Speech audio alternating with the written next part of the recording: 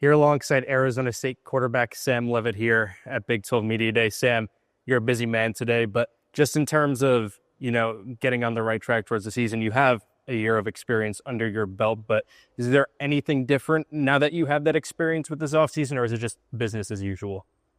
Yeah, I mean, it definitely changes your approach now because, you don't want to go into the season and really just learn what your offense is. You already know what it is. So year two in the offense is you're more comfortable. You can learn what, you want to get to in different looks, and kind of just understand the offense as a whole. The play might not be in the play call, but, what you want to get to based on what the defense is presenting.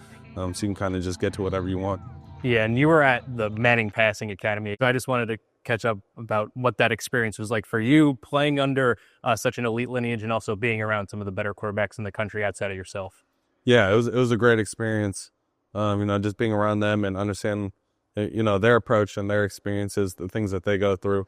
Then talking to Peyton and Eli, and understanding what they did to get to the point that they were at and retain success, and then talking to GMs and seeing what they look forward to in quarterbacks and quarterback play. So overall, it's just a great experience. Yeah, and you had that around some of the better players in the country. You're on the cover of the new college football game around some of the better players in the country.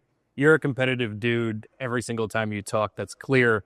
Being in those crowds alongside those guys, does that kind of take a competitive edge when you put it into perspective and think about it?